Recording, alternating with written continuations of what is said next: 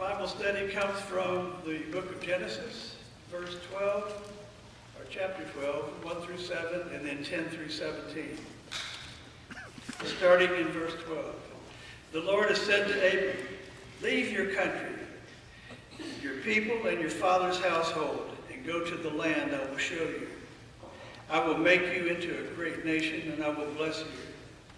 I will make your great name, and you will be a blessing. I will bless those that bless you, and whoever curses you, I will curse. And all the people on the earth will be blessed through you. Abram left, so as the Lord had said, and Lot went with him. Abram was 75 years old when he set out for Haran. He took his wife Sarah, his nephew Lot, and all the possessions they had accumulated and the people they had acquired in Haran.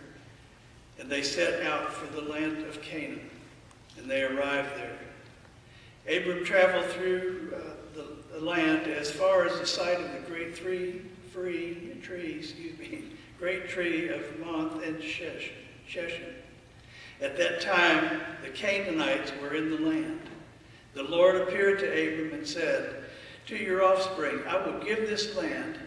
So he built altars there to the Lord who had appeared to him. And now we go down to 10. Now there was a famine in the land, and Abram went down to Egypt to live there for a while because of the famine was so severe. As he was about to enter Egypt, he said to his wife Sarah, I know what a beautiful woman you are. When the Egyptians see you, they will say, this is his wife. Then they will kill me, but will let you live. Say, you are my sister, so that I will be treated well for your sake and my life, and will be spared because of you. When Abram came to Egypt, the Egyptians saw that she was a very beautiful woman. And when Pharaoh's officials saw her, they praised her to Pharaoh, and she was taken into his palace. He treated Abram well for her sake, and Abram acquired sheep and cattle, male and female donkeys, men servants and maid servants and camels. But the Lord inflicted serious diseases on Pharaoh and his household because of Abram's wife Sarah. This is the word of God for the people of God. Thanks be to God.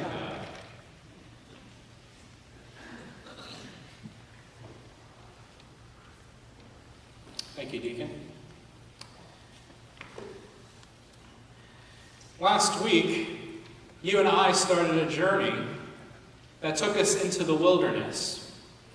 A different type of wilderness, a wilderness where we walked with Jesus, the type of wilderness where we don't stretch our arms, but rather face the claustrophobia of coming to terms with what it means to live within our own skin, to call our lives home.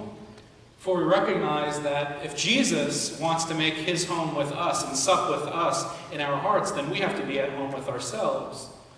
We talked about how traveling into the wilderness means coming to terms with the roominess of the soul so that we can be at peace with who we are, that we might experience not only the gift of Jesus Christ in our life, but also walk with Jesus by overcoming those many temptations that we face in that wilderness place. This is, after all, a season in which we make our way to the cross of Calvary, noting that we walk through the hardship of carrying our cross before we get to the joy and the brilliance and the grandeur of the empty tomb to worship the risen Savior. So we find ourselves again in this next text in the wilderness. It is, after all, this period going through Calvary that we walk through various areas of the wilderness. Some of us call it Lent. Some of us fast, and others see this time as reflection. And so we find ourselves walking yet again in that place with Abram and Sarah, with Lot and his whole family, trying to figure out what is it that God teaches us on this day as we enter into the wilderness yet again. Well, we find ourselves in the midst of Genesis chapter 12. We just completed 11 chapters in Genesis where things really didn't turn out as well as we had hoped. Now, creation was great. God called into being all of the universe, everything in heaven and on earth, and called it good. But then we got in the way. You know the story of Adam and Eve, and unfortunately, a few chapters later, only 4 or 5 chapters into Genesis, of Cain and Abel and Cain's murder. And of course, we get to the point where humanity spirals out of control to where God sends a flood, makes a covenant with Noah. But even then, after Noah and his family traverse those waters, come out on dry land to start that new covenant with God, even then things aren't perfect. Now, some of us grew up where you have like Noah's Ark pictures in your nursery, But if you read the end of the story, it doesn't really end that well. There are some things along the way that God has to deal with, and that Noah has to deal with as well.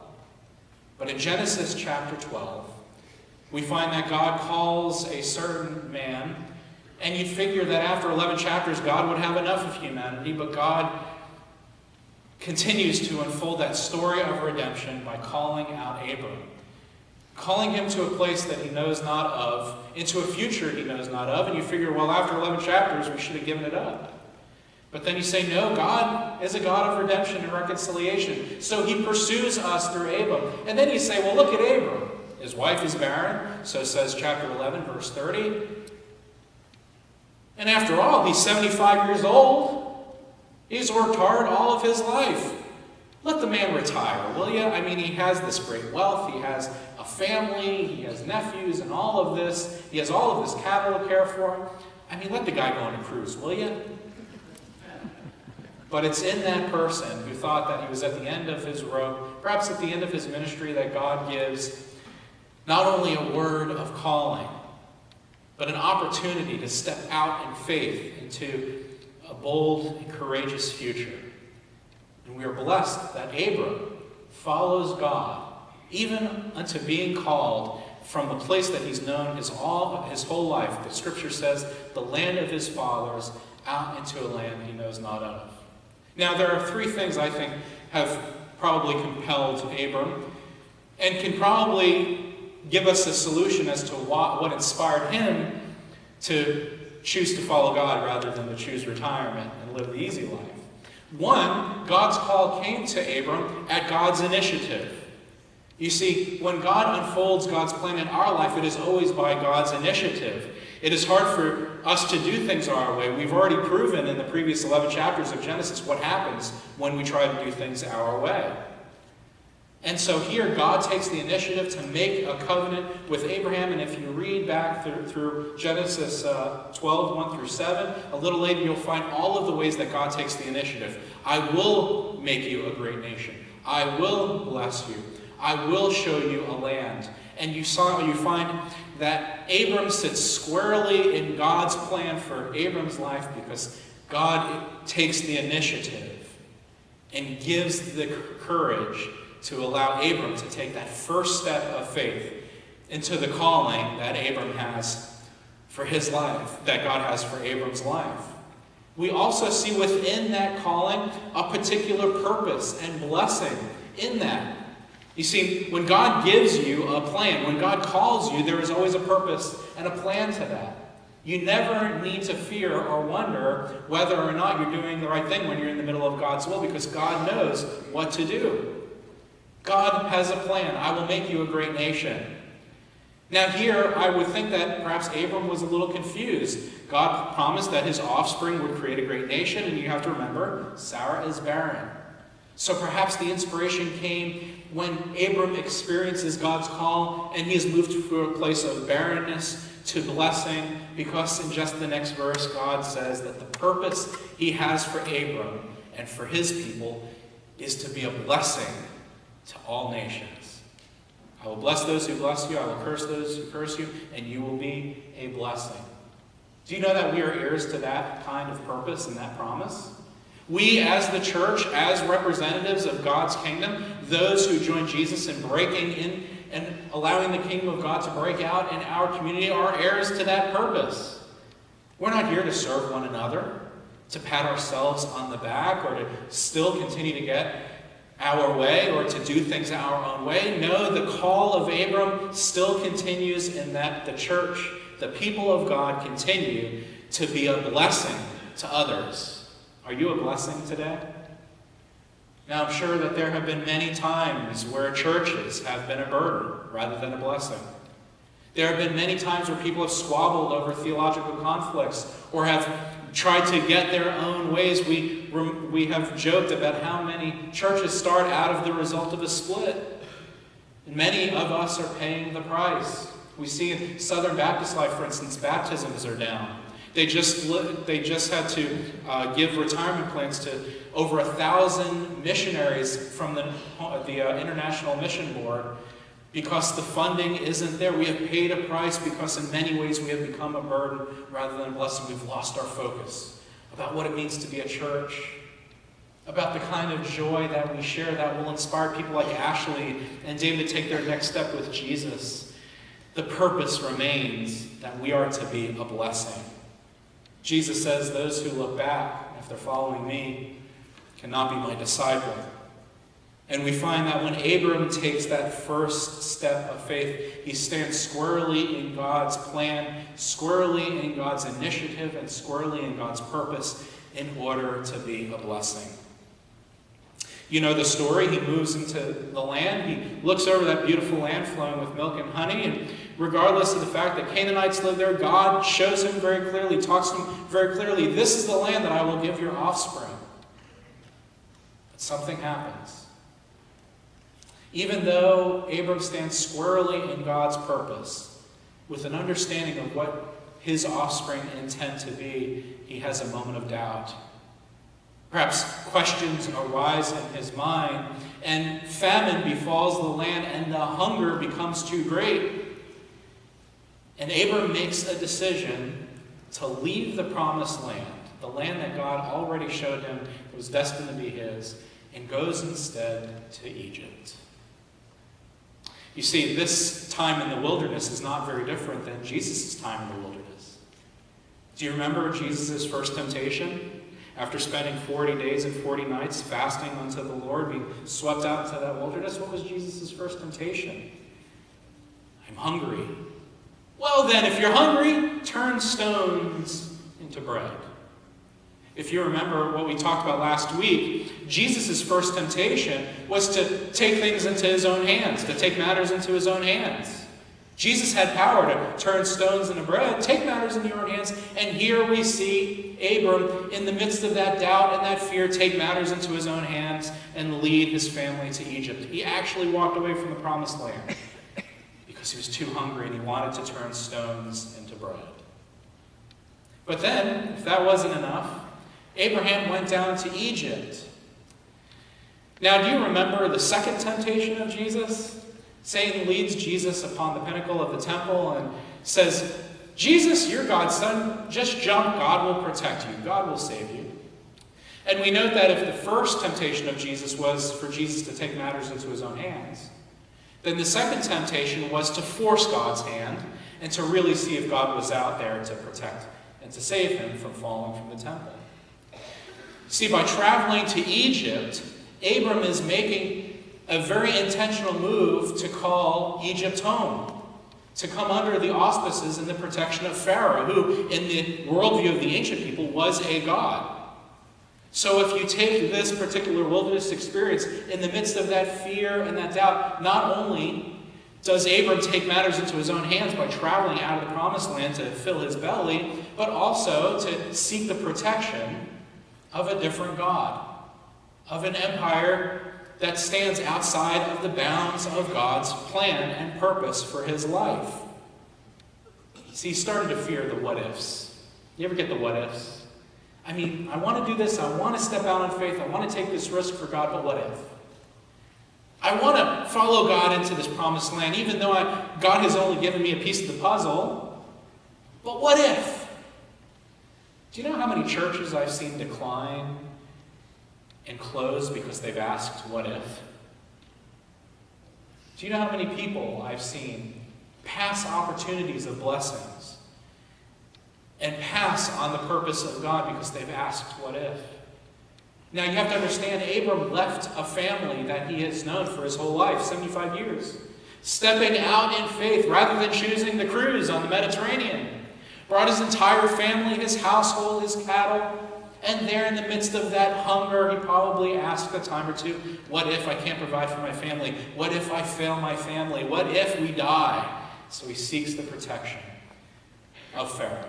Now you remember the second temptation of Jesus. We talked about how the fact that the temptation was to hurl himself off of the temple. And we talked about last week how it's harder to stay put in God's purpose. It's harder to stay and be still and be in the midst and to wait on God rather than to move and to take matters into our own hands and to go by our timing. This was a timing issue. Abram did not seek God's provision, but instead sought Egypt and Pharaoh. And then the last thing that Abram did, if that wasn't enough, because of the doubt and the fears that overcame his faith, was that he passed his wife on as his sister to save his own life. You remember the third temptation of Jesus. Satan came to him and said, "Bow down, worship me, and I'll give you all the power of the world."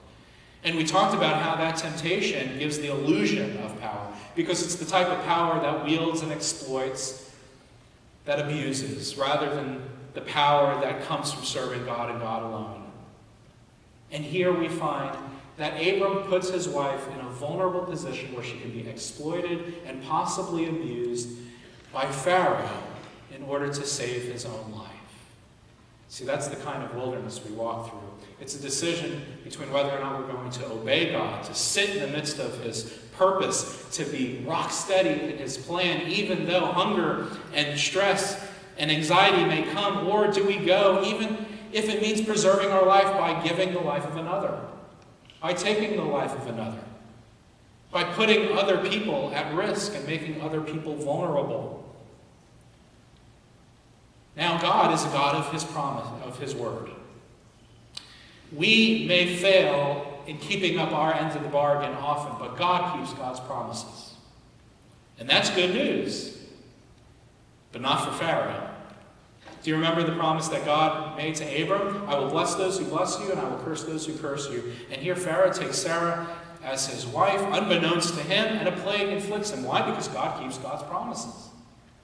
That act of taking Abram's wife, of taking another man's wife, especially this man Abram, to whom God had a promise, brought a curse upon the household of Pharaoh. You see, God always keeps his promises. There was no doubt about that. It's just that Abram lost sight that God is one who provides and protects and gives provision for him. And so, Pharaoh is plagued with a disease, until he eventually finds out Abram lied. And he gives Abram and the family the big boot. Out they go. Now that's not fair to Pharaoh. I mean, Pharaoh didn't know. He was doing what he thought was right. What pharaohs do back then. You see a huge nomadic people, tribe come to you, and as a part of building an empire and building an alliance, you take a harem and you have the kind of transactions with the weddings that they have. So Pharaoh's not to blame here. It's not his fault. That's not fair. But you have to remember, God's promise wasn't with Pharaoh. God's promise was with Abram. This is Abram's fault because Abram chose not to follow in God's footsteps, not to trust in God, not to overcome those fears and those what-ifs in order to walk with God, even in the midst of his vulnerability and his fragility. So that's what the wilderness is. It's a place of vulnerability where we are exposed to become and to allow the true self of Christ to emerge in us. And in this instance, Abram failed to do that, and it inflicts consequences on Pharaoh. God made a promise to Abraham, and God fulfilled God's promise. And Abraham lost sight of the fact that he was to be a blessing to the nations by following God's footsteps, by trusting in God, by waiting on God, by serving and seeking God alone. If last week we received a lesson about the wilderness of having a roominess of the soul, of being at home with who we are, that Jesus might be at home with us, then the lesson for this week is that in the midst of the wilderness we have to have an openness to the future. To be open to where God calls us, noting that fear can strip us of our faith rather quickly.